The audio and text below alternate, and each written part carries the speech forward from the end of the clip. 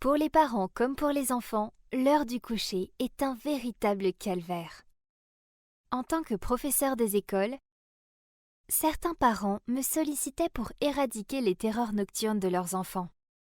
Je vais vous expliquer pourquoi. En tant qu'adulte, dormir est naturel. En tout cas, pour la plupart d'entre nous.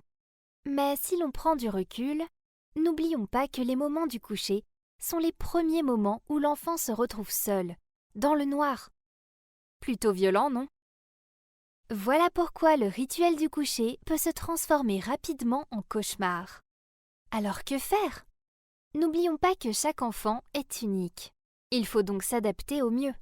Un enfant qui ne souhaite pas dormir seul peut faire un caprice, certes, mais il peut aussi réellement souffrir de cette situation.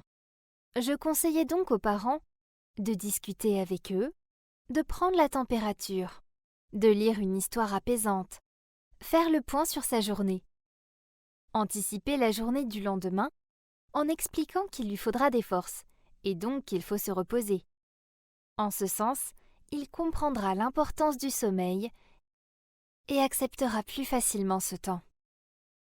Établir un lien de proximité avec l'enfant en disant « Regarde, ma chambre est juste en face. Si tu as besoin, je suis tout prêt. » Allumez une veilleuse. Transférez votre présence avec celle du doudou.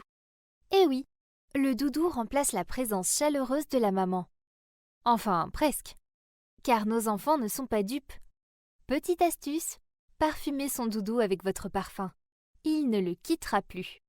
Surtout pas d'écran avant de dormir, même si c'est pour regarder une vidéo avec une histoire, les écrans, ça excite.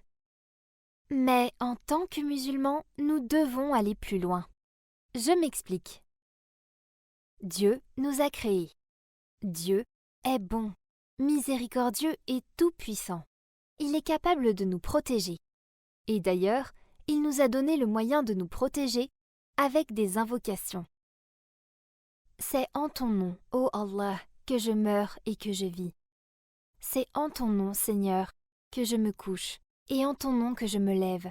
Si tu retiens mon âme, alors fais-lui miséricorde. Et si tu la renvoies dans mon corps, protège-la donc de la manière dont tu protèges tes pieux serviteurs. Ajoutez à cela les sourates de protection, ainsi que le dhikr.